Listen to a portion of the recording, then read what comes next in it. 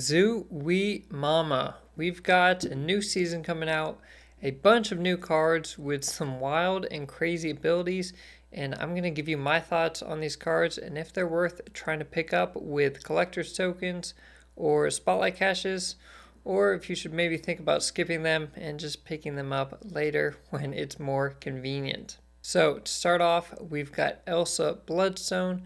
She is the season pass card that is featured for this October season. Her ability is currently, I believe, an ongoing. If you play another card to fill a location, give it +3 power.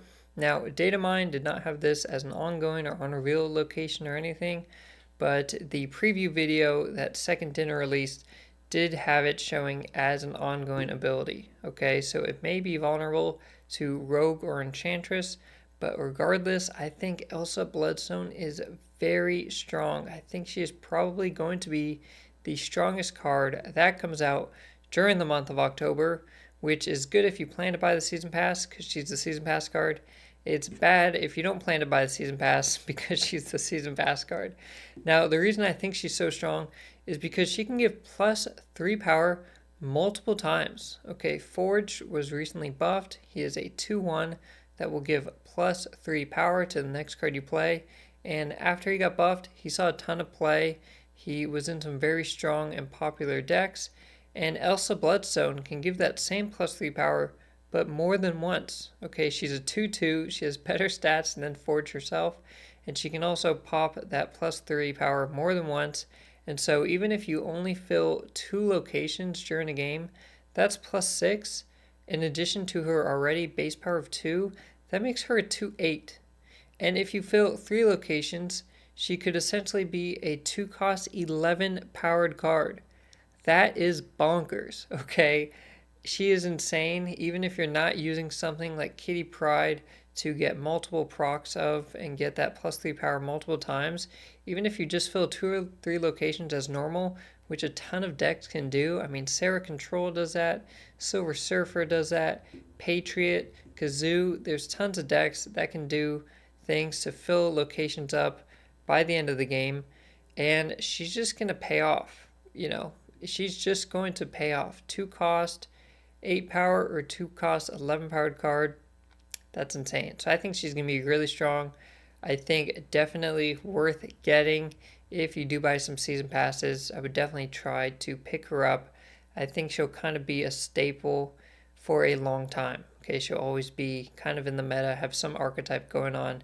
She can just fit into a lot of existing decks like the ones I mentioned. Now, next up, we have Man-Thing. Man-Thing is an ongoing card with the ability that 1, 2, and 3 cost cards here have -2 power. Now, Man-Thing himself is a 4-cost 5 powered card, same stats as Enchantress, with the release date October 9th to 10th, and he's actually going straight into Series 4, so he's only going to be 3,000 tokens. So if you do have some tokens saved up and you want to save your spotlight caches, it may be good to pick up Man-Thing with tokens if you do want to get them. And I think he'll kind of counter the Elsa Bloodstone meta. I mean, it's nice he's coming in next, just a week after, and he's going to subtract power from all those cheap cards that your opponent's playing to get the Elsa bonus. Okay, so he's good against Silver Surfer, right? All those 3-cost cards. Think of Brood. He's going to give him all -2 power. He's going to hurt Patriot and Sarah Control and Kazoo decks, all the ones I mentioned that might really utilize Elsa Bloodstone. And he's also great with junk or clog decks. I mean, if you can give your opponents a Green Goblin or rocks from debris, he's going to subtract power from those. So I'm really excited to play him in those type of decks. Overall, I think he's decent. I think he's worth picking up if you like his playstyle and or you plan to pick him up with tokens, okay? If you're being picky about your spotlight caches, and it is very hard to accumulate 4 caches every week to guarantee you can get the new card. So I would say pick him up with tokens if you can, or if you just really like his style and you really want to play something to counter these cheap decks. But he could be kind of hit or miss. It is ongoing, it can get removed, and I don't think you build a deck around him. I think he's more of a tech card, but I think he's solid. Okay, I think he's just a solid card. I think he's decent. I'm probably going to buy him with tokens, and we'll see how good he turns out to be. Next up, we have the Black Knight, who comes out the following week, October 16th to 17th, depending on your time zone, going into Series 5, so it will be a full 6,000 tokens, but he's a 1-cost, 2-powered card with the ability that after you discard a card, add the Ebony Blade to your hand with that card's power, and this occurs once per game. So the Ebony Blade here is pictured as a 4-cost card. So whatever card gets discarded after you play the Black Knight, you're going to have a copy of that for 4 costs. Okay, so if you discard Magneto or Hulk, right, 12-powered card, you would then have a 4/12 with no ability in your hand, and that's pretty good. I mean, 4-cost, 12-power card is really good, and you could even discard Infinite or something. Obviously, if you do have Dracula on board, you want to keep something big in your hand, but you could keep Ebony Blade in your hand. If you didn't have time to play it, you could just have it sitting in your hand and hope that Dracula picks it up. I'm not sure how it will work with Apocalypse or Wolverine or X-23, these cards that get discarded but then go back to your hand or go to the board. I'm feeling like it maybe won't work and won't give you a copy of Apocalypse, but everything else it should work, and he just works with discard. Okay, they don't have a great 1-drop. Blade did just get buffed, but I think Black Knight easily fits into discard decks, so I'd say get Black Knight if you like playing discard. Okay, whether it's Lockjaw or Hella discard, I think he's going to work well with these kind of Hella, big high roll decks where you have a bunch of big powered cards and you try and discard them and bring them back with Hella, or in this case, you'll get a copy with the Ebony Blade for only a cost of 4. Okay, you could have a 4/20 if you discard Infinite, blaze it. So I think he's pretty good, and I think if you're not playing discard, he's probably not going to fit into a very wide variety of decks. I don't think you're going to see him much outside of discard, so I'm giving him the yellow thumbs up because he could easily be a staple there, but I don't think he sees much play outside of that. Okay, so if you're not a big discard player, you might want to pass on the Black Knight. Now, next up, we have Nico Minoru. I hope I'm saying that correctly. And she's a 1-cost, 2-powered card with the ability that on reveal, after you play your next card, cast a spell. And this spell changes each turn. You'll see it in your hand, similar to the old Snow Guard, where her ability essentially changes while she's in your hand. And I will get into what those abilities are. She is also going to be 6,000 tokens because she will be Series 5, and she comes out October 23rd to 24th. So while she's sitting in your hand, she's going to be showing one of these abilities. Now, there was a dev response saying that the one she's showing will be randomized. Okay, it's not like every game on turn 1 she's going to show the top one, turn 2 she's going to show the second one. It's going to be randomized, but they will cycle through, so they will only show once. So if turn 1 you're seeing this top one that after you play your next card it becomes a demon, turn 2 you're guaranteed to see a different spell. So it's some good stuff here. You've got some really strong spells here, but there are 7 of them.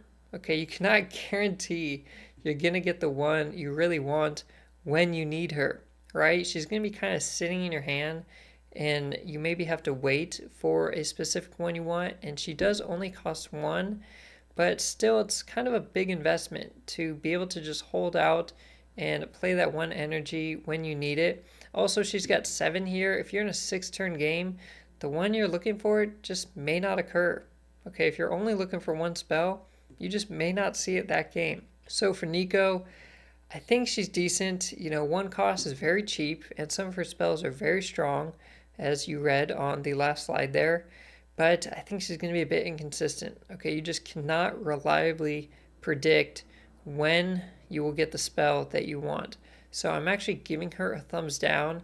I think she's going to have the same issues that old Snowguard did when you just can't predict it. Okay, you may not have her when you need her. Even if she's in your hand, she may not have the right ability you want. It may be an ability you actually don't want at all. It could even be harmful to the plan you have. and I think she's a bit risky. Okay, I think she's fun. I think if you're looking for a nice, fun card, something to create some wild moments, she's going to be great. Someone in my Discord mentioned playing her with Agatha, which I think is just wild, but she's going straight into Series 5. I would not buy her with 6,000 tokens. That seems really risky and a huge investment. If you can get her in a good spotlight cache where it has other cards you want, then go for it.